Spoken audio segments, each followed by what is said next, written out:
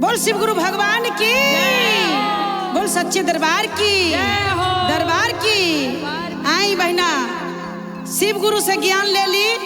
अगर जौन दीदी चाची सब छूटल फूटल बानी सब केहू ले ली गुरु जी के ज्ञान।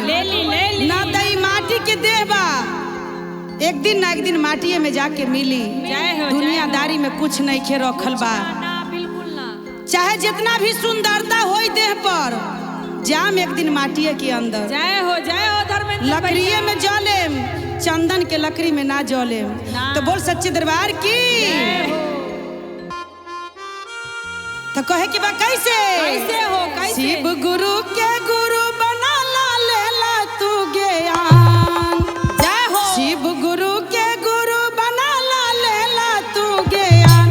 अनत माटी के देहिया पर मत कर गुमान। नया माटी के देहिया पर ना कर गुमान।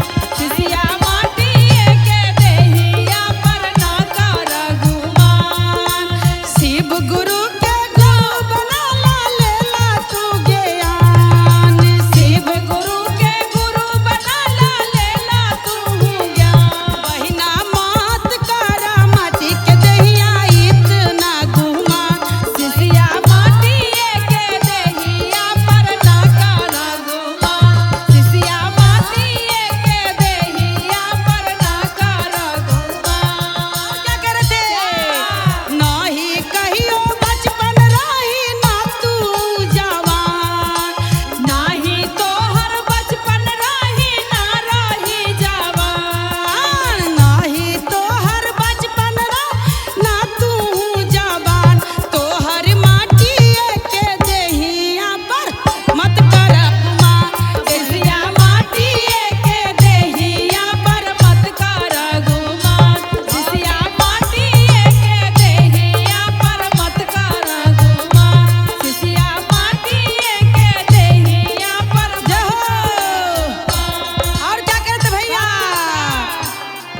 अरे कहियो तोहर बुढ़ापा आइयो नाही तू जवान। कहियो तोहर बुढ़ापा आई ना रहियो जवान। शिष्या एक दिन कर लीहा तू गुरु गुणगान। शिष्या एक दिन कर लीहा तू गुरु गुणगान। कर लीहा गुरु गुणगान। एक दिन कर लीहा गुरु गुणगान। और क्या करते बहिना? बहिना क्या? तनी गुरु जी के ज्ञान ले ला। जय हो काहे कि अंतिम टाइम में हमार गुरु जी काम आई। जब जाइबू तो बेटो ना मुंह में पानी दी। इस शिवे गुरु के जय हो शीश के पानी तोरा मुंह में पड़ी तो तोहर अंतिम संस्कार होई। तो कहे